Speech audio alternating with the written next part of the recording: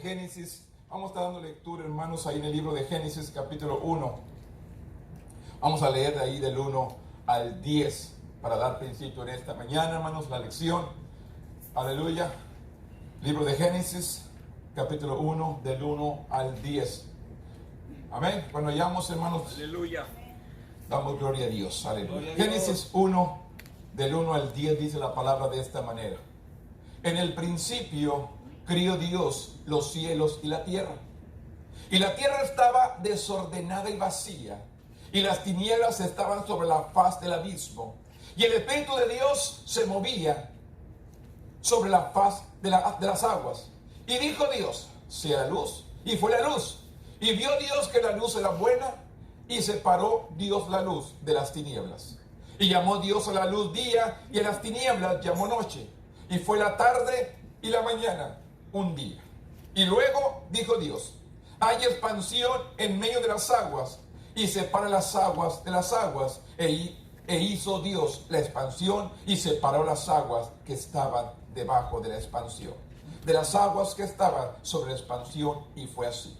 Y llamó Dios la expansión cielo, y fue la tarde y la mañana del día segundo. Y dijo también Dios, júntense las aguas que esté debajo del cielo en un lugar, descúbrase lo seco, y fue así. Y llamó Dios a lo seco tierra, y a la reunión de las aguas llamó mares, y vio Dios que era bueno. Si podemos ver aquí, hermanos, y dijo Dios, y separó Dios, y vio Dios, y Dios llamó, e hizo Dios, Dios bendijo, y vemos la palabra, hermano, Dios. Porque el mundo, los científicos piensan que fue diferente, hermanos. La gente que no cree en Dios, creen que el mundo simplemente explotó, algo sucedió y fue todo. Pero sin embargo, aquí vemos la palabra que dijo, y dijo Dios, y vio Dios, y separó Dios, y llamó Dios, e hizo Dios, y Dios, lo bendijo. Vamos a orar, hermanos, para que tomen su lugar. Bendito Dios, en este momento, Padre, venimos delante de tu presencia. Primeramente, Dios, te doy gracias, Señor, por la bendición, Señor, de que mis hermanos están aquí reunidos, Señor, para escuchar palabra tuya. Yo te pido, Dios, que sea tu Espíritu Santo hablando por medio de mi boca, que seas tú administrando el corazón, porque dice el profeta Jeremías que tu palabra es como fuego y como martillo que quebranta la piedra. Así, Señor, en esta mañana, Señor, usted que escudriña el corazón, la mente, lo íntimo de nosotros, Padre, hemos venido con un deseo, Padre, de a ti bendecirte, de a ti agradarte, que tú seas exaltado, que tú seas glorificado. Nosotros no, tú, Señor.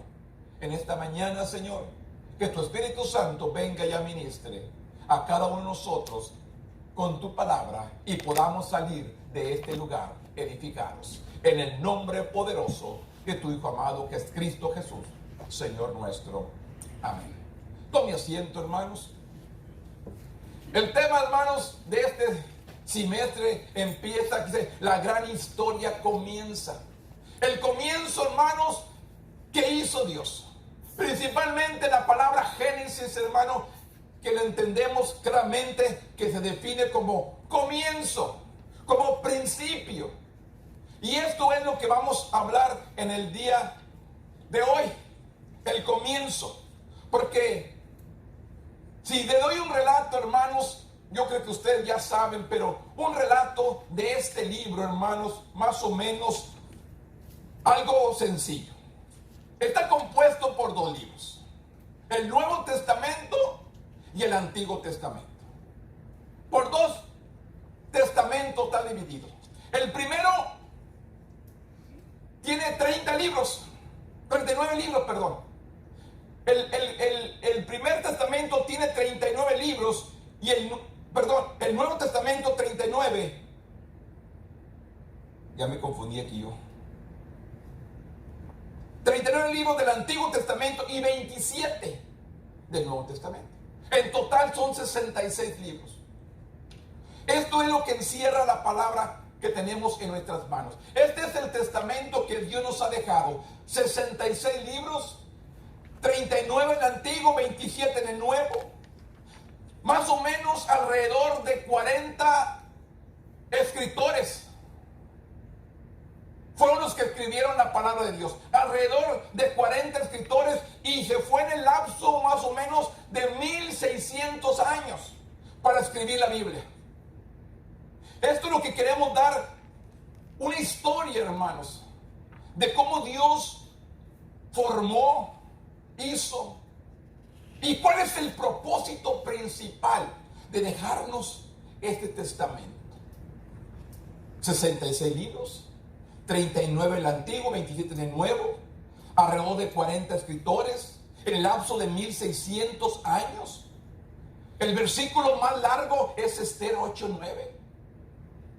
Es el versículo más largo de la Biblia, Esther 8:9. El capítulo más largo, pues ya lo sabemos, el Salmo 119. Es el capítulo más largo. El libro más corto es Tercera de Juan. El capítulo más corto es el Salmo 117. El versículo más corto es San Juan 11:35. Y Biblia incluye leyes, incluye historia, poesía, profetas, evangelios y epístolas. Todo esto es lo que conforma la Biblia.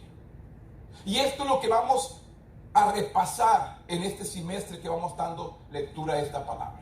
Es lo que vamos a tratar de entender.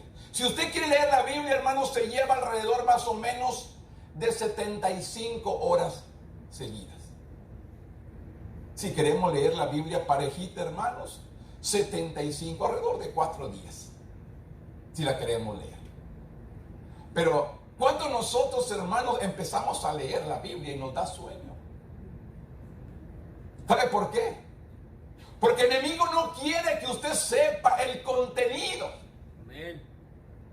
El enemigo no quiere que usted entienda el contenido. Cuando usted busca la guianza del Espíritu Santo, hermanos, y empezamos a leer esta palabra, nos damos cuenta y descubrimos qué es lo que Dios tiene para nuestras vidas. Y entendemos cuál es el propósito de Dios. ¿Usted sabe cuál es el propósito de Dios para su vida? Recuerda que todo lo que ha sucedido, hermanos, a nuestro alrededor, cada paso que damos, no son casualidades. Yo no creo en la casualidad y yo no creo en la suerte. Yo creo en el propósito de Dios. ¿Qué es lo que Dios tiene para nuestras vidas? Yo simplemente me recuerdo, yo les digo la historia de mi vida. ¿Dónde nací? ¿Dónde me crié? A los primeros años de mi vida llegó unos siervos de Dios y me dieron el evangelio de los 4 o 5 años. Iban de Miguel Alemán a un rancho con mis abuelos, donde yo estaba con ellos. Y ahí los domingos me daban el mensaje. ¿Sería casualidad? No. Me muevo de ahí, llego a la ciudad de Miguel Alemán. Mis tíos me llevan a la iglesia. Son cristianos, hermanos de mi mamá. Me llevan a la iglesia. Llego aquí a San Juan, la otra etapa de mi vida. Y llego a vivir enseguida de la casa del pastor y atrás de la iglesia. ¿Será una casualidad? ¿O Dios tenía trazado un plan para mi vida? Dios siempre tiene un propósito para nosotros. Dios dirige nuestros pasos, nos enseña. Dios tiene un propósito para cada uno. Yo puedo ver dónde me crié desde niño. Yo escuché el evangelio. Desde muy pequeño, mis abuelos abrían su casa, su corredor afuera, los domingos, para que nos predicaran la palabra. Yo juntaba a todos los niños del rancho para que escucharan el mensaje. Pues le digo, y ahora me miro en este lugar y miro cómo Dios me ha movido, me ha traído, y cómo ha estado la palabra desde niño, hermanos, el evangelio. ¿Será casualidad? ¿O será un propósito de Dios? Nosotros, cada uno de ustedes, hermanos, de qué manera Dios ha cuidado, cómo Dios ha protegido, cómo Dios ha querido. En estos últimos meses, hermanos, Me ha aventado con mis 2 hijas. Las 2 han estado enfermas. Ha tratado y sigue tratando, hermanos. Con las 2 que se sentía mal fue problema de tiroides. Todavía ni 18 años y ya viene el problema de tiroides. Le checan la tiroides que tiene ya 2 bolitas ahí, 2. Esto, vamos orando. Yo sé que para enero que le hagan otra vez no hay nada. Porque yo creo en un Dios poderoso. Él me llamó con un propósito. Este mes pasado, semanas pasadas, mi hija almorzando se desmaya la otra. Nomás se desmayó. Le checaban al doctor a checarla, sus plaquetas a 50. Infección en el cuerpo y no sabe dónde. Los médicos le checan, no sabe dónde. Oramos, semana siguiente, las plaquetas de 50 a 120. En una semana más vamos a checarla y va a estar normal, porque yo creo en un Dios poderoso. Él tiene un propósito. El enemigo quiere hacernos distraer. El enemigo anda buscando cómo robarnos la bendición, cómo robarnos el gozo para sacarlo del propósito de Dios. Estamos haciendo la voluntad de Dios. Aún, hermanos, se puede estar sentado entre nosotros, tratando de impedir, tratando de robar, tratando de destruirnos. Pero creemos en el que todo lo puede. Mayor es el que está en mí que aquel que está en el mundo. Es la palabra que tengo que seguir confesando día con día. No me pueden sacar del propósito de Dios. El enemigo quiere. Trata de robar. Trata de destruir. Trata de llevarse a los miembros. Pero yo confío en Dios. Lo que es de Dios permanece y lo que no es de Dios se va. Yo no peleo a nadie, hermano, gracias a Dios. A nadie peleo. Si alguien se va, gloria a Dios, Señor, dale palabra y de usted que sea bendecido, que sea salvo, que le llegue ante la gloria de Dios. Ese es mi plan. Que todos lleguemos ante la presencia de Dios. Pero me lo quitan de mi cobertura. Lo que Dios me ha puesto en mi mano. Lo que ha puesto los miembros por los cuales intercedo todos los días. El enemigo quiere sacarlos del carril. ¿Sabe para qué? Para destruirlos. ¿Qué es lo que hace la fiera, hermanos, cuando va a cazar? Mientras todos están juntos, la fiera no puede destruirlos. Pero cuando aparta a uno de la manada, ya es su presa. Y mientras la iglesia esté junta, esté unida, esté congregada, no hay quien lo destruya. Pero si tú te apartas, tú te separas de la congregación, vas a ser destruido. El enemigo te va a destruir. Yo por eso les digo, no se aparten. Porque el enemigo solo dice la palabra, quiero matar, hurtar y destruir. Y Jesús vino para vida y vida en abundancia. Aquí nos habla de un principio. Quiero que entendamos el plan de Dios. Dice la palabra Génesis, en su guía dice, se define más fácilmente como comienzo. Por lo tanto, es apropiado que el libro de Génesis forme el punto de partida de lo que sigue a lo largo del Antiguo Testamento.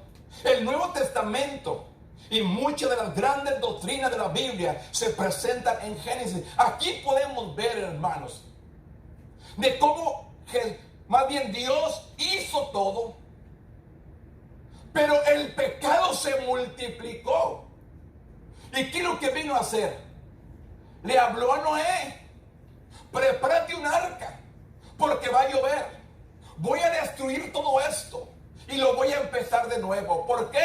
Porque el pecado se había multiplicado. Esta mañana estaba leyendo, hermanos, mi porción diaria y estoy leyendo el libro de Jeremías. Y a mí me tocó, hermanos, esto que dice aquí. La copa de ira para las naciones. Es de que habla el profeta Jeremías en el capítulo 25, del 15. Pero el 31 que dice, llegará el estruendo hasta el fin de la tierra, porque Jehová tiene juicio contra las naciones. Él es el juez de toda carne. Entregará a los impíos a espada, dice Jehová. Pero aquí me llama la atención. Y así dicho Jehová de los ejércitos, he aquí que el mal irá de nación en nación. ¿Dónde empezó el virus? Y el mal irá de nación en nación. Y grandes tempestades se levantarán de los fines de la tierra. Y dice, y yacerán los muertos de Jehová en aquel día, dice, de un extremo de la tierra hasta el otro. No se endecharán, ni se recogerán, ni serán enterrados, como estiércol quedarán sobre la faz de la tierra. Y luego dice el 34, hermanos, aquí nos habla a nosotros como siervos. Dice, aullad, pastores, y clamad, revolcaos en el polvo, mayorales del rebaño, porque cumplidos son vuestros días para que sean degollados y esparcidos, y caerán como vaso precioso. ¿Qué espera, hermanos? ¿Qué va a acontecer en unos cuantos años? No digo 10, menos. ¿Qué va a acontecer con la iglesia si ahorita no podemos edificarnos? Ahorita no podemos entrar al plan de Dios. Ahorita tenemos miedo. ¿Qué va a suceder cuando alguien trate de impedir o nos quiera cerrar las puertas para que le sirvamos a Dios? Este temor, hermanos, que el enemigo puesto en el pueblo es para que no se congreguen. La Biblia dice, en el mundo tendréis aflicción, pero confiad, yo he vencido al mundo. ¿No nos dice la palabra? Amén. Entonces, ¿dónde está puesta nuestra confianza? ¿Dónde está realmente puesta nuestra confianza? ¿En el mundo o en Dios? ¿En el problema que nos rodea o en Dios? ¿Dónde está puesta nuestra confianza? Aquí nos dice la Biblia, la Escritura, establece a Dios como nuestro creador. Luego continúa con la historia de la interacción de Dios con su creación. ¿Para qué Dios? Si usted mira del libro de Génesis, hermanos, cuando Dios busca al hombre, cuando Dios busca a Adán, le dice, Adán, ¿dónde estás? ¿Y qué dice Adán? Tuve miedo y me escondí. ¿Quién te enseñó a tener miedo? El hombre había desobedecido. ¿Por qué el hombre tiene miedo? Porque el hombre está en desobediencia. Lo único que a mí me aparta de Dios es el pecado. Nada me apartará del amor de Dios. Angustia, hambre, desnudez. Lo único que a mí me aparta de Dios es el pecado. Si hay pecado en mi vida, Dios no está conmigo. Es lo único que me aparta a mí de Dios, el pecado. Aquí en Génesis 1 dice, en el principio creó Dios los cielos y la tierra. En el principio creó Dios los cielos y la tierra. La tierra estaba desordenada, vacía, y las tinieblas estaban sobre la faz del abismo. Pero dice, y el Espíritu de Dios se movía sobre la faz de las aguas. No había orden. Pero sin embargo, lo que hizo Dios primeramente vino a poner orden. ¿Qué fue lo que empieza? Y dijo Dios, sea la luz. Y fue la luz. Empezó a separar las cosas. Dice, los teólogos y los científicos han debatido durante siglos sobre el origen del universo. Se han preguntado, incluso aquellos que están de acuerdo en que Dios creó la tierra, difieren en su interpretación del tiempo y del método que Él usó. Más allá de los debates sobre detalles, sabemos que nuestro poderoso Dios creó el universo y tiene un plan maravilloso para nosotros.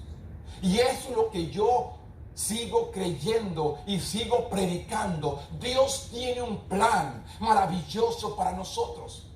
Pero usted y yo tenemos que permanecer fieles a Él. No tengo que ver a la derecha y a la izquierda. Usted y yo ponemos la mirada en la gente, cuando mi mirada debe estar puesta en el autor y consumador de mi fe, que es Cristo Jesús. Aleluya. Yo no crecí ayer, hermanos. Yo me convertí a los 16 años de edad. Y de 16 años hasta ahorita que tengo 30, Dios me ha guardado. Casi 40 años, hermanos, sirviendo a Dios. Y visto problemas en la iglesia, visto divisiones en la iglesia, visto dificultades en la iglesia. Pero mi mirada no está puesta en la gente, mi mirada está puesta en el autor y consumador de mi fe. Aleluya. He visto muchas cosas. He visto el poder de Dios, hermano. He visto el endemoniado ser libre. He visto el enfermo ser sano. He visto las almas correr a los pies de Cristo. He visto el poder del Espíritu Santo sobre las vidas. Y lo he experimentado. Este es el Dios que yo sigo predicando, hermanos. El que el enemigo querrá callarme. Pero yo tengo que predicar lo que es la palabra. No lo que ustedes quieren oír, lo que Dios está demandando, que hoy más que nunca, que la humanidad se acerque a Dios. Que la gente le busque. Que haga una entrega, que haga un deseo, un anhelo por la palabra. Que día tras día podamos abrir cada mañana la palabra y empaparnos de ella. Llenarnos de este alimento espiritual, hermanos. Nos alimentamos, hermanos, lo que hay aquí del mundo, yo le digo. Almorzamos. Le digo esto. Yo llego más o menos al trabajo a las 7:10, 7:15. Nos sentamos, me llevo un taco de la tienda, por ahí con un taquito. Me compro un taquito, hermanos, y tomo una taza de café y me lo almuerzo en la mañana. A las 9:30 hay un receso, tenemos 15 minutos y nos comemos algo más. O si no hay otro taquito, hay un panecito que alguien nos dio, también nos lo echamos. Y luego, hermanos, a las horas de comida, vamos y comemos. Salimos como eso de las 5 de la tarde y vamos y comemos otro ratito. Llegamos desde las 8 y otro. A este cuerpo lo alimentamos, hermanos. Pero el alma, ¿cuánta palabra le damos al alma, hermanos? Este espíritu gime de esta palabra. Pide, desea, anhela. Pero le damos. Al cuerpo lo alimentamos bien, pero al alma, ¿qué tanta palabra le damos? ¿Qué tanto alimento le damos? Aquí nos dice, hermanos, que al principio creó Dios. Y estas palabras afirman la existencia de Dios. Porque le digo, si usted mira el capítulo 3, dice, y dijo Dios. Y el mismo capítulo, y el 4 dice, y vio Dios. Y luego más adelantito dice, separó Dios. Y luego en el 5, y llamó Dios. Y luego en el 7, e hizo Dios. El 22, Dios lo bendijo. Entonces, ¿cuál es la duda de que Dios haya hecho el universo? ¿Cuál es la duda? Si Dios dice, y dijo Dios, y vio Dios, y separó Dios, y llamó Dios, e hizo Dios, y Dios bendijo. Y todo esto, hermanos, Dios lo habló, y el mundo existió por el poder de su palabra. La Biblia dice ahí en el libro de Eclesiastés, hermanos, en Proverbios, ¿cuánto poder tenemos en nuestra boca? Con esta boca podemos bendecir y con esta boca podemos maldecir. Con esta boca nos podemos declarar victoria. La palabra esta, hermano, es pues la fe, la certeza de lo que se espera, la convicción de lo que no se ve. Algo que no miro, pero lo estoy declarando que ya es mío. Hace que estamos 2020, 10 años, hermano, de que empecé la obra. Empezamos el 2010. En febrero de 2010, hermanos, empezamos. La primer domingo de febrero, que es de 2010, que fue un 7 de febrero, empezamos la obra. Yo un domingo antes ya había hablado con mi pastor y le dije, este fin de mes va a ser el último. Yo era el maestro de escuela militar de la iglesia. Le dije, pastor, me retiro, Dios me está llamando, voy a levantar una obra, no sé cómo, no tengo dinero, no sé nada. Yo solamente voy a obedecer. Cuando yo y mi esposa buscamos un lugar, yo le decía, es que Dios me indica por la Minnesota. Yo caminaba de Minnesota del 81 hasta acá, yo no miraba nada. Señor, no hay nada aquí, ¿dónde? A los cuantos días me invitan a un funeral Y ahí está una hermana que me dice, hermano, yo tengo un templo, ¿no quiere irse? Y trabajamos en Lópezville, ahí por la Minnesota, va metiendo para adentro, ahí estaba el templo. Pero nunca entré adentro de la calle. Estaba por la Minnesota, pero nunca entré en la calle. Ahí estuvimos, 3 años. Y Dios nos habla de este lugar. Un domingo, como a las 9 de la noche, estaba buscando un templo, o no estaba buscando, hermano, porque yo tenía un templo ya que no pagaba luz, no pagaba agua, no pagaba renta, no pagaba nada, me prestaban ahí, no pagaba nada. Y estaba buscando, no estoy buscando, te ofrezco uno, no hay dinero, Dios proveerá, y Dios proveyó. Pues le digo, ¿cuál es el plan de Dios? Dios creó todas las cosas con el poder de su palabra. Usted y yo tenemos poder en nuestras palabras, hermanos. ¿Qué tenemos que hacer, hermanos? Levantarnos en la mañana y declarar salvación para los nuestros que no son salvos.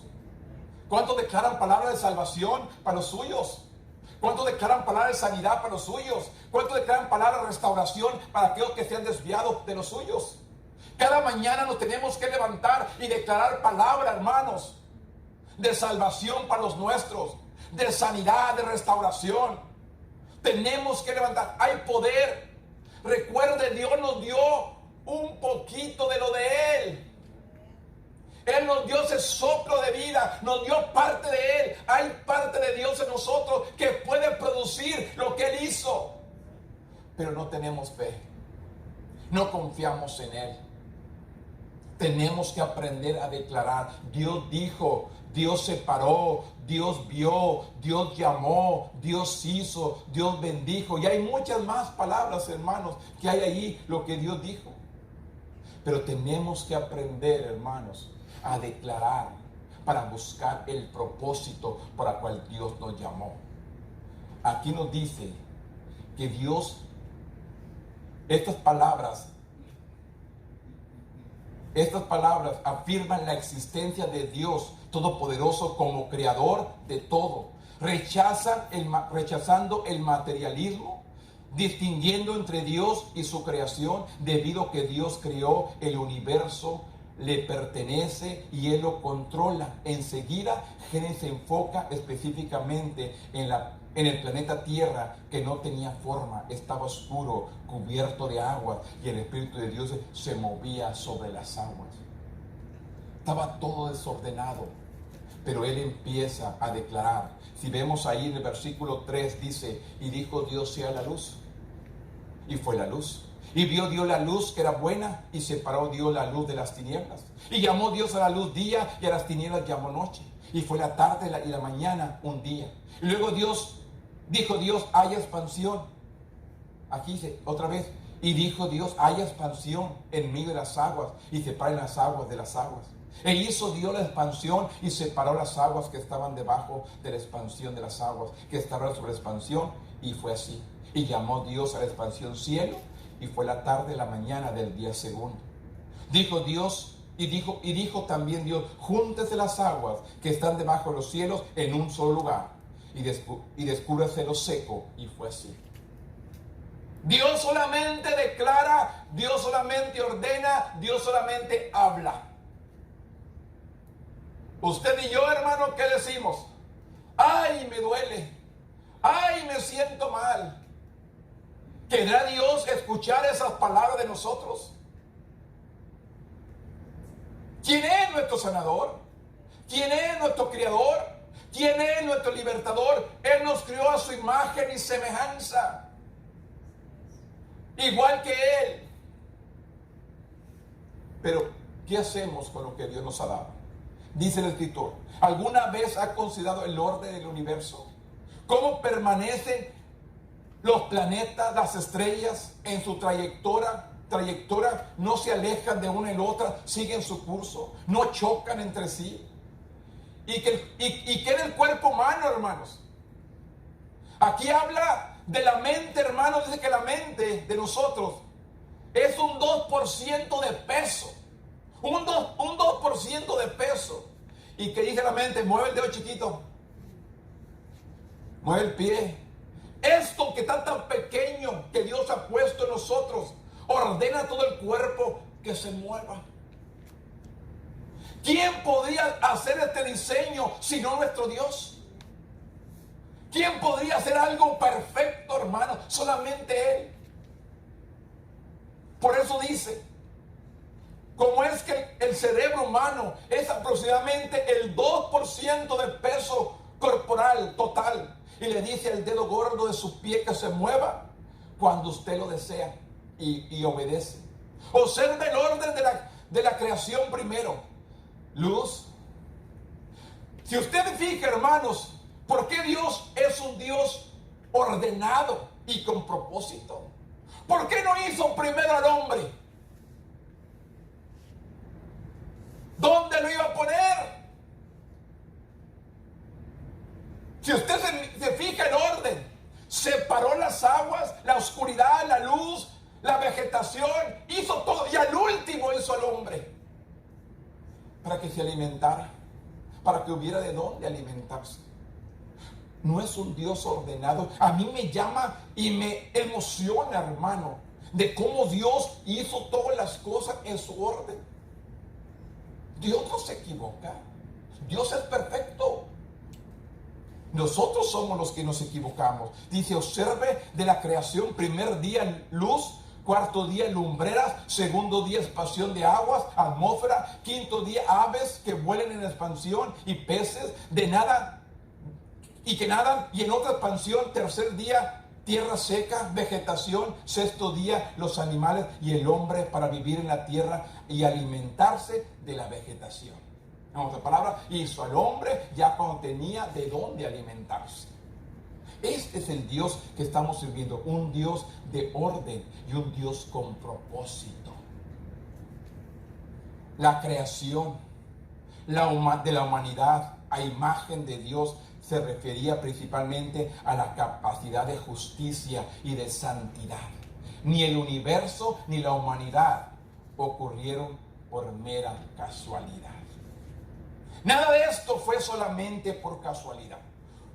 Fue el plan de Dios. Fue el propósito de Dios. Dios tiene un plan para tu vida y un plan para mi vida. Y usted lea toda esta porción de Génesis, hermanos, de cómo Dios hizo todo y Dios lo hizo ordenado y con un propósito.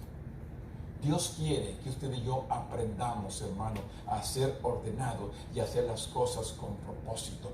Dios te llamó a ti y a mí, no para no hacer nada. El apóstol Pablo dice, hermanos, que así como el cuerpo tiene su función, así la iglesia tiene su función. ¿Cuánta gente hay allá afuera que necesita salvación y no le hablamos? ¿Cuánta gente está en necesidad y no oramos por él? ¿Cuánta gente está pasando problemas y no les ayudamos? Es importante que atendamos, hermanos, al propósito de Dios. La Biblia dice que Dios es paciente. Él no quiere que nadie se pierda, sino que todos vengan a un arrepentimiento. Pero ¿cómo podrán ser salvos si usted y yo no les predicamos? ¿Cómo pueden venir al arrepentimiento si nosotros no estamos cumpliendo con el propósito por el cual Dios nos ha llamado? Porque si vemos aquí, hermano, la siguiente parte que habla que Dios escogió una familia para cumplir su plan. Y que escoger a esta familia, hermanos, ahí podemos ver, hermano, que ya había problemas. Porque la mujer que escoge, la pareja que escoge, la mujer es estéril y no puede tener familia. Pero eso es lo que le gusta a Dios. En la cosa que al hombre le parece imposible, Dios viene a mostrar su poder. Siendo Sara, hermanos, de 90 años, y Abraham de 100, le había prometido un hijo cuando él tenía 75. Sara se ríe. ¿Cómo podrá ser a mi edad? Pues Dios cumple su palabra. Nosotros tendemos por tantas, por la promesa de Dios se cumple. La palabra se va a cumplir al pie de la letra. Dice en Génesis 3, en Génesis 12, del 1 al 3. Aquí nos habla, hermanos, Dice, pero Jehová había dicho a Abraham, vete de tu tierra y tu parentela, a la casa de tu padre y a la tierra que te mostraré. Y haré de ti una nación grande y te bendeciré y te engrandeceré tu nombre y serás bendición. Y bendeciré a los que te bendijeren y a los que te maldijeren maldiciré y serás benditas en ti todas las familias de la tierra. No solamente su pueblo, no solamente su gente, está hablando, y en ti serán benditas todas las familias de la tierra. Ahí estamos incluidos usted y yo. Aleluya. Esa palabra empieza apenas Dios, apenas llama a Abraham y le dice, vete a una tierra que yo te mostraré. Registra la caída de la humanidad en el pecado, lo que resultó en la pecaminosidad de la caída del ser humano. La violencia y la corrupción llevaron al diluvio que devastó la tierra. Cuando Dios le habla a Noé, hermanos, prepárate, haz un arca, porque dice que la tierra, si vemos ahí, hermanos, en el capítulo 6, que dice en el 6:5, y vio Jehová que la maldad de los hombres era mucha en la tierra, y que todos los designios de los pensamientos del corazón de ellos era el continuo solamente el mal. Y se arrepintió Jehová de haber hecho el hombre en la tierra, y le dolió en su corazón. Y dijo Jehová, reharé sobre la faz de la tierra a los hombres que he criado, desde el hombre hasta la bestia y hasta el reptil y las aves del cielo, pues me arrepiento de haberlos hecho. Pero Noé halló gracia ante los ojos de Jehová. ¿En quién halló gracia? En una sola persona, hermanos, en Noé. Toda la tierra estaba corrompida, el pecado, la maldad. ¿Cómo estamos hoy en nuestros días, hermano? A lo malo no puedes declararlo, no puedes decirlo porque te metes problemas. La ley ya lo ha aprobado. La ley aprueba muchas cosas hoy en estos días. No puedes hacer excepción de personas. No tienes que hacer esto, no tienes que hacer lo otro. ¿Qué dice la palabra? ¿Qué dijo el apóstol, hermano? Es menester obedecer a Dios antes que a los hombres. Vamos a tener problemas. Y la ley va a venir en contra de nosotros por hablar lo que es la palabra, por hablar lo que es la verdad. Pero aquí me dice que la tierra estaba desordenada, estaba llena, pervertida. El corazón de ellos, de los hombres que había creado, solamente pensaban en el mal. ¿Qué es lo que piensa la gente hoy, hermanos? En el pecado, en la maldad. ¿Cuántos hermanos dicen que quieren borrar el año 2020? Lo quieren borrar, que no existió porque no lo dejaron hacer muchas cosas. A Dios le ha placido y Él sabe por qué. Amén. Y no tenemos nosotros por qué preguntarle qué está. No, Él sabe lo que está haciendo. Esto sucede, hermano. Todo lo que pasa sucede porque Dios lo ha permitido. Se preguntan por los gobiernos, los líderes que tenemos, que por qué Dios lo ha permitido. Hay un propósito para que su palabra se cumpla. Yo no quiero entender, pero yo tengo que creer. No estoy de acuerdo, pero tengo que creer lo que dice Dios. Dios tiene un propósito. Aquí le dice, sin embargo, a medida que la humanidad continuó a través de Noé, el pecado permaneció felizmente. Sin embargo, el plan de Dios para la redención era revelando también a lo largo de la Escritura. Dios eligió a Abraham para ser el padre de un pueblo, del pacto a través del cual el mundo estaría o sería bendecido por el Salvador que vendría. Abraham mostró fe en Dios y confianza en su promesa. Dios llama a Abraham para que abandonara su tierra natal y fuera a un lugar desconocido. ¿Cuánto nosotros realmente estaríamos dispuestos, hermanos, a dejar nuestro hogar, a dejar nuestra familia para cumplir el propósito de Dios? ¿Cuántos realmente estaríamos dispuestos a abandonar todo para seguir a Dios? Abraham es llamado. Dios le habla a Abraham y le dice: vete de tu tierra y tu parentela. Le habla claramente. Pero Jehová había dicho a Abraham: vete de tu tierra y de tu parentela y de la casa de tus padres a la tierra que te mostraré. Y recuerde, Abraham comete un error. Se va, pero se lleva a su sobrino Lot. Se lleva a alguien que Dios no le dijo: no te lo lleves. Vete de tu tierra y tu parentela. Pero se lleva a su sobrino. ¿Qué es lo que ocurre más adelante, hermanos? Hay un conflicto entre el ganado y los pastores de su sobrino y los pastores de Abraham. Hay conflicto, hay problemas. Entonces, ¿qué es lo que dice? Le habla a Dios. O Abraham le dice: hay que separarnos. ¿Qué es lo que hace el sobrino? Mira lo más verde, mira el agua, donde hay yo me voy para allá. ¿A dónde mandan a Abraham? Al desierto, a las piedras. ¿Y qué es lo que sucede ahí? Aún Dios en las piedras bendice a Abraham. ¿Y a dónde llega el sobrino? A donde está el pecado, donde está la contaminación, donde está todo lo malo. No todo lo que brille solo, como dice un dicho por ahí. Vio lo verde, lo bonito, me voy para allá. Y fue caminando hasta que llegó a un lugar donde la humanidad estaba llena de pecado, que Dios tuvo que destruir esa ciudad. Y Dios le habla a Abraham: voy a destruir esta ciudad. Pero Abraham intercede y dice: si hubiera 50 justos, ¿perdonarías? Sí. 40, 30, 20, 10. No había ningún justo. Solamente salió su sobrino. Y la esposa de él, ¿qué le sucede?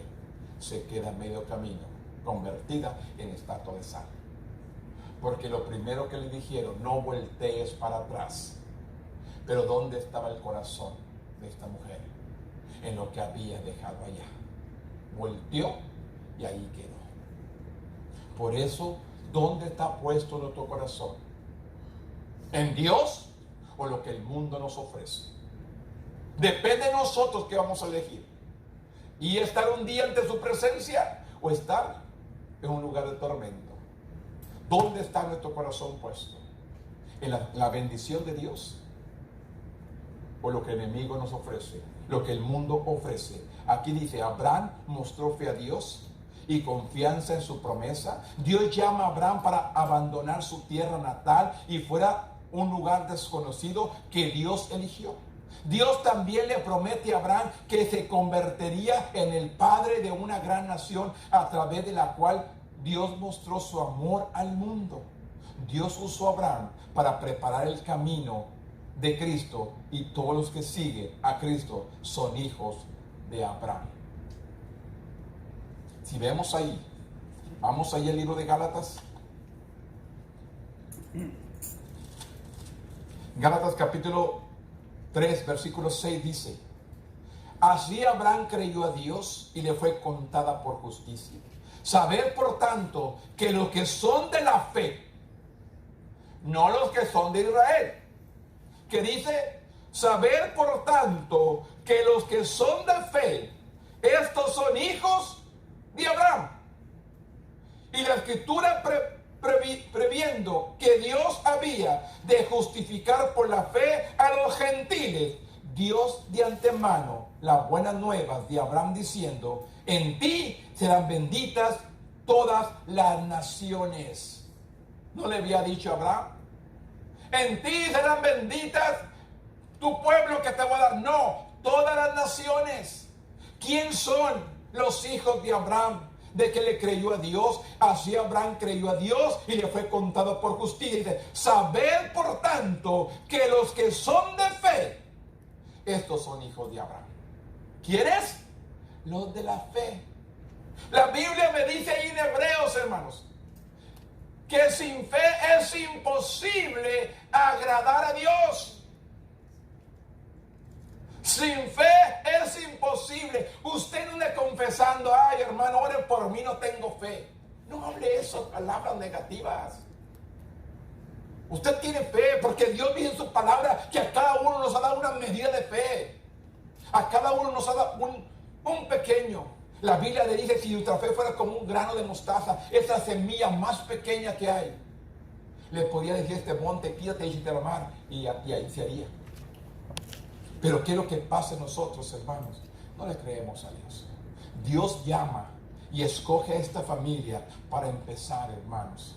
Y si vemos ahí, en Génesis 21, del 1 en adelante, dice la palabra. Génesis 21 dice, visitó Jehová a Sara como había dicho, e hizo Jehová con Sara como había hablado. Y Sara concibió y dio a Abraham un hijo en su vejez, en el tiempo que Dios le había dicho. Y llamó a Abraham el nombre de su hijo, que nació, que le dio a luz a Sara, Isaac. Y se cumplió. En la vejez, ya Sara de 90 años, el plan de redención de Dios fue preservado a través de las circunstancias aparentemente imposibles. Aparentemente no podía, ya siendo ellos de mayor edad.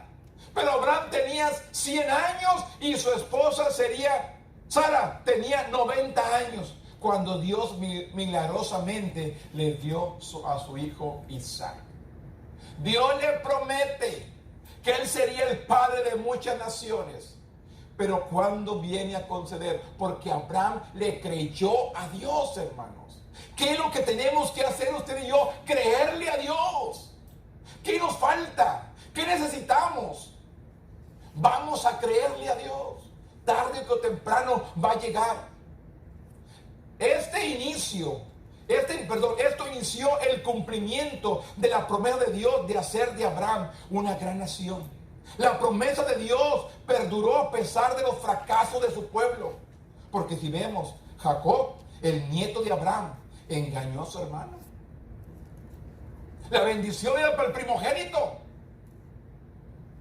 Pero el primogénito dijo, ¿para qué me sirve la primogenitura? Y de eso le sirvió Jacob para robársela. Engañó a su padre y tomó la bendición.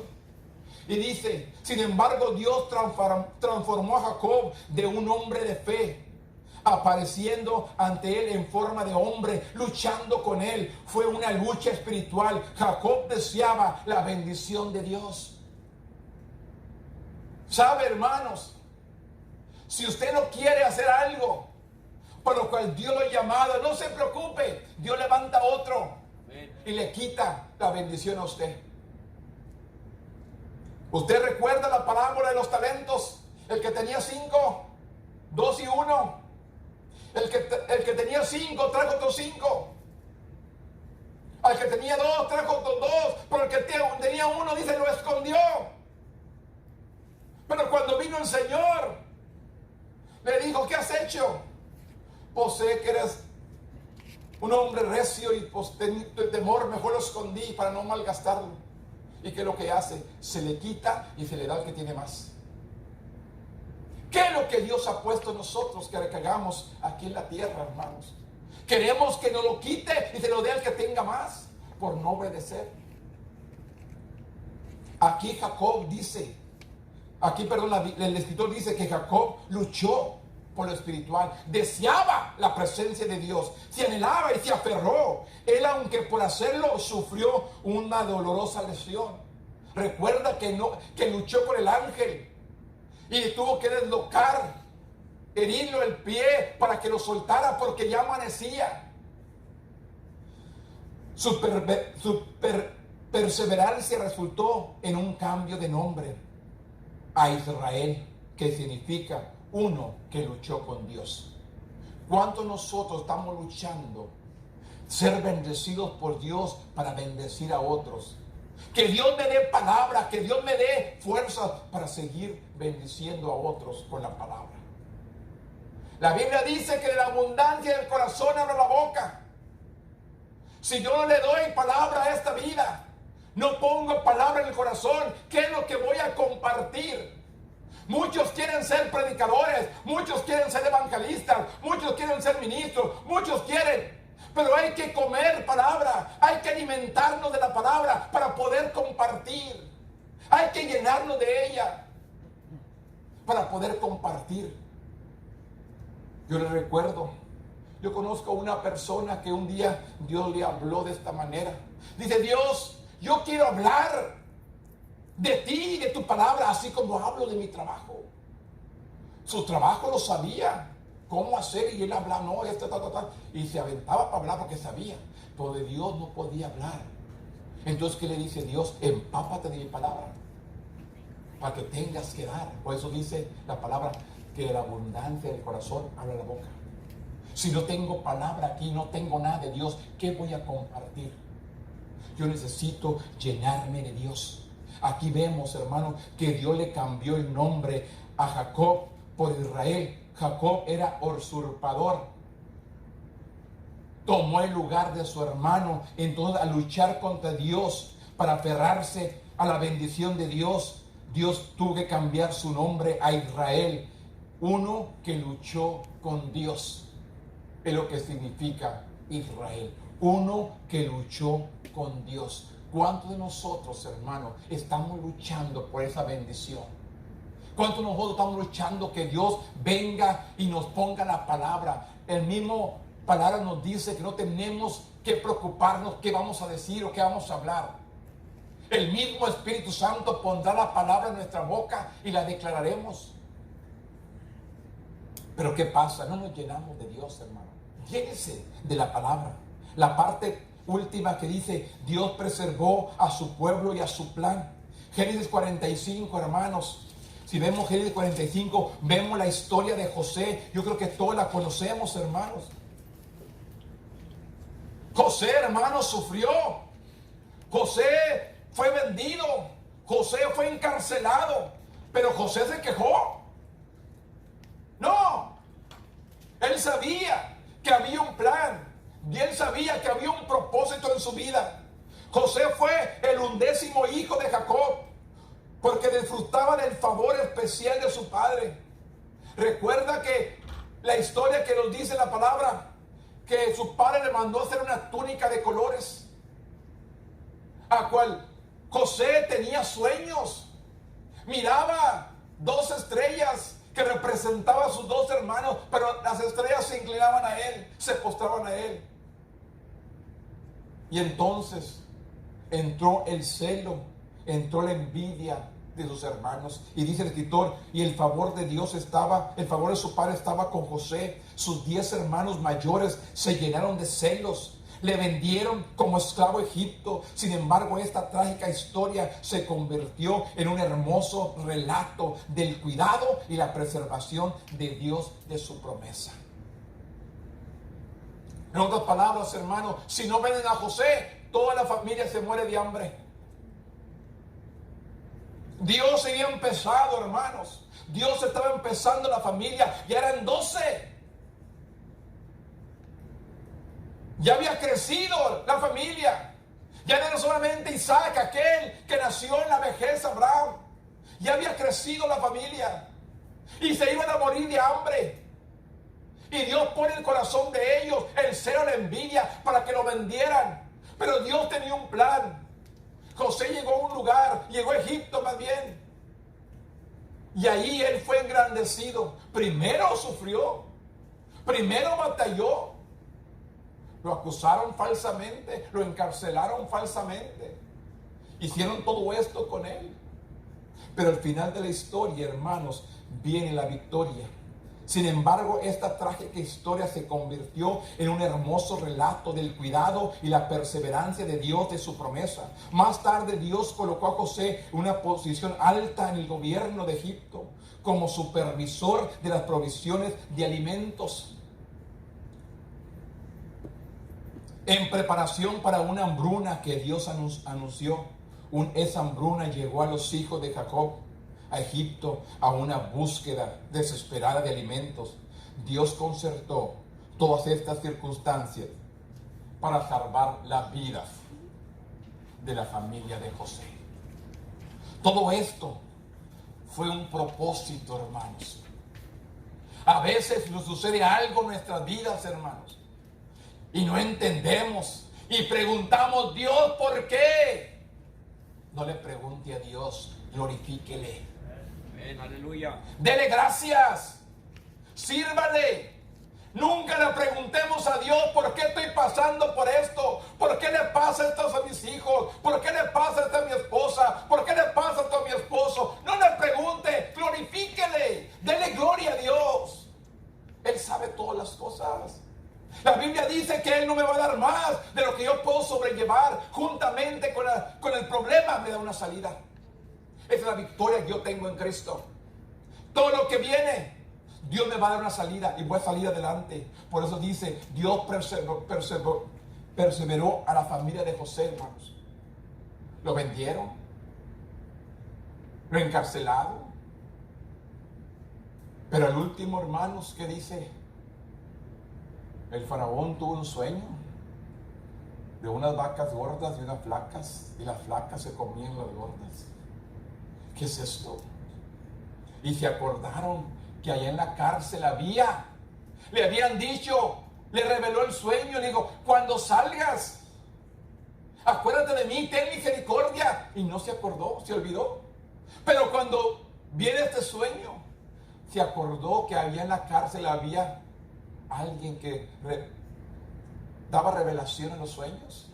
Se acordaban de José y lo mandan traer y le comienza a decir, esto significa que va a haber un hambre en Egipto, en todos los terrenos va a haber hambre, que nos preparemos.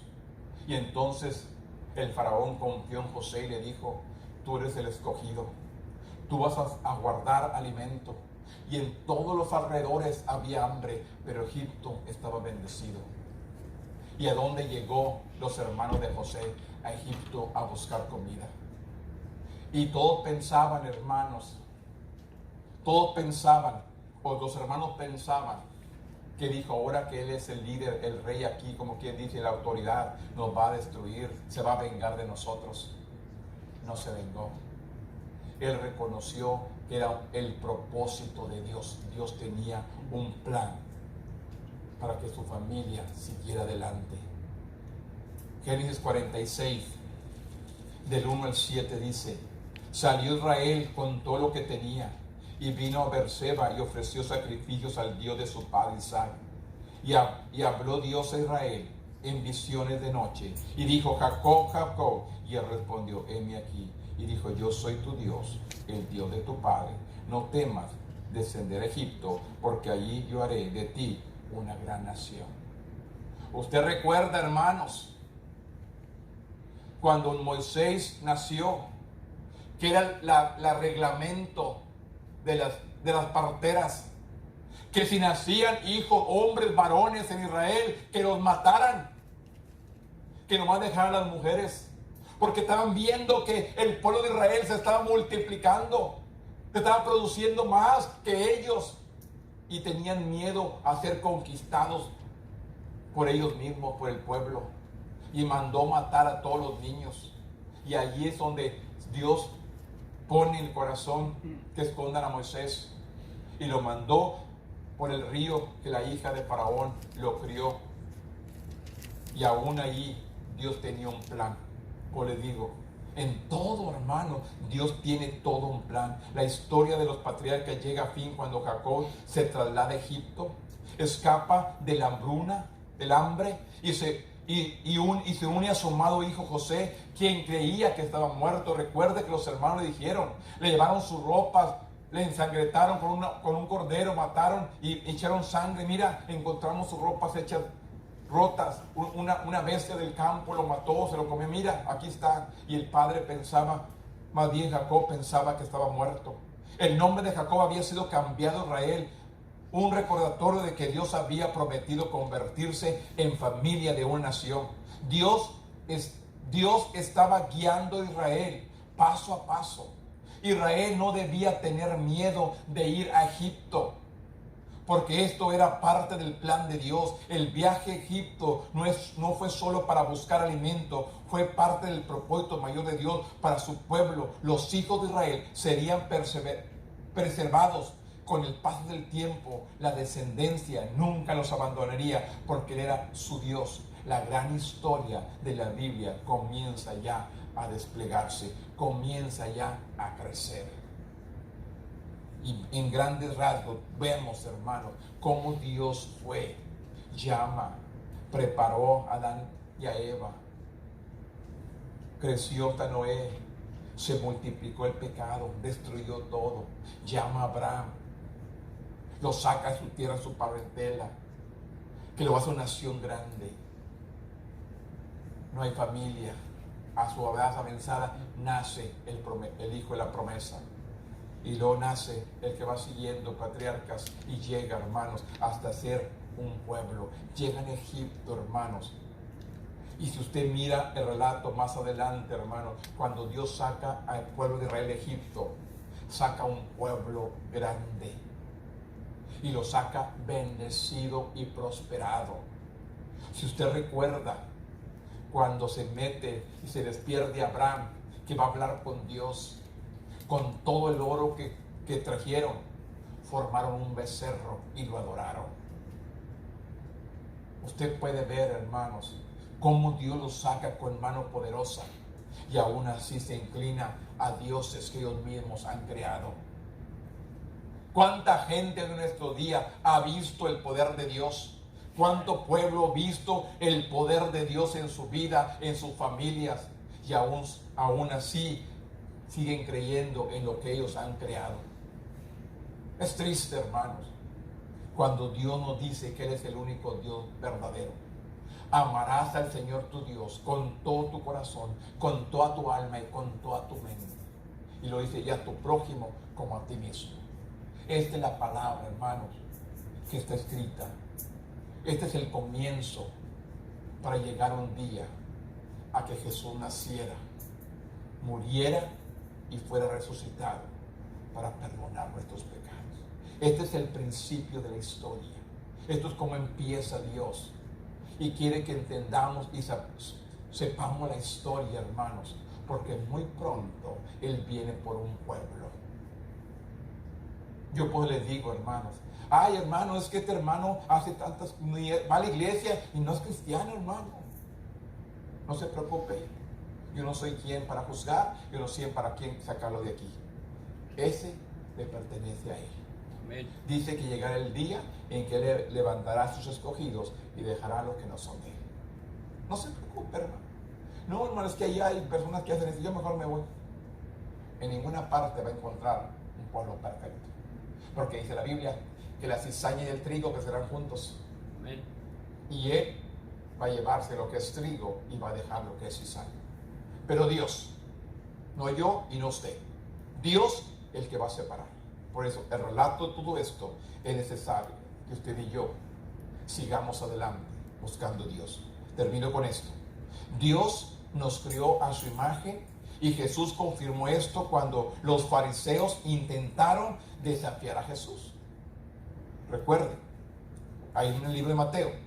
Y le preguntaron sobre el pago de impuestos al César. Él tomó una moneda y le preguntó de quién era la imagen en ella. Por supuesto, era de César. Jesús le dijo que debían devolvérsela a César lo que era de César y a Dios lo que es de Dios. Dios nos ha dado vida. Dios nos ha dado fuerza. Dios nos ha dado fortaleza. Dios nos ha dado salud. ¿Qué tengo que hacer? Dale gloria a Dios. Lo que Dios me ha dado, yo tengo que darle gloria a nuestro Dios. Usted ha sido hecho a imagen de Dios y por lo tanto le pertenece. Pida a Dios que le ayude a reflejar su imagen a todos aquellos que lo rodean. Usted y yo le pertenecemos. Somos su creación. Somos parte de Él. Y ahora somos sus hijos porque le hemos conocido. Ahora tenemos que aprender a reflejar lo que Dios ha puesto en nosotros. Amor, misericordia, paz, paciencia, benignidad. ¿Dónde están todos estos dones que Dios nos ha puesto? Tenemos que aprender a reflejar lo que Dios nos ha dado. Reflexione sobre su vida. Si afrenta situaciones difíciles, entrégueselas a Dios y confíe en Él. Él lo ama, tal y como lo hizo, y que lo guiará como hizo con Abraham y los demás patriarcas. Busque a alguien a quien alentar esta semana respecto al plan de Dios a lo largo plazo. Podría ser el presentar el plan de salvación a alguien que no conoce a Cristo y animar a otro creyente a que está luchando con circunstancias difíciles. Hay gente, hermano, que está batallando. Hay gente que está luchando. ¿Qué tenemos que hacer usted y yo? Vamos a darle palabras de aliento. Vamos a compartir el mensaje de salvación. No se preocupe, hermano. ¿Sabe cómo me testificaron a mí? Vamos a la iglesia. Vamos. Fue todo, hermano. No me hablaron de nada. Me invitaron al templo. Y el predicador, la palabra que estaba dando por medio del poder del Espíritu Santo, fue el que quebrantó mi corazón. ¿Qué hice? ¿Qué hizo esta persona? Me invitó a la iglesia. Solamente me invitó. Y Dios cumplió su propósito. Usted no diga, yo no sé. Yo le digo, hermanos, hemos invitado a muchas personas, pero no quieren. Después de la palabra que son muchos los llamados, pero pocos los escogidos. No todos responden al llamado de Dios. Usted y yo tenemos que aprender a responder al llamado que Dios ha puesto en nuestras vidas. Póngase de pie conmigo, hermano, y vamos a dar gracias a Dios. Bendito Dios. En este momento, Padre, yo te doy gracias, Señor, porque tú eres bueno. Yo te doy gracias, Señor, porque tú eres santo, tú eres hermoso y tú eres maravilloso. Tú eres digno, Señor, de recibir gloria, honra y alabanza, Padre. Te adoro, te exalto, te glorifico por tu grandeza. Gracias por tu palabra, Señor. Tu palabra es poderosa. Dice el profeta, tu palabra es como fuego y como martillo que quebranta la piedra. Así que Dios, en este momento, Padre, yo le doy gloria, honra y alabanza. Yo solamente, Dios, quiero ser un instrumento para que llegue la palabra al corazón de aquellos que están allí en sus hogares escuchando más al rato. Quebranta, toca, bendice, transforma, salva, alcanza, sana, libera, restaura. Tú haz la obra perfecta, Dios. Yo solamente cumplo, Señor, con lo que ha puesto en mi corazón. Ven bendiciendo al pueblo en grande manera. En este momento, Dios, yo te pido, Señor, por lo que están aquí. Estos que están aquí, Señor, reunidos en este momento. Te pido que bendiga a sus familias. Que vengan al conocimiento tuyo. Alcánzalos. Restáuralos. Bendícelos. Cuídalos. Que el ángel de Jehová campe alrededor de ellos, los cuide y los defienda.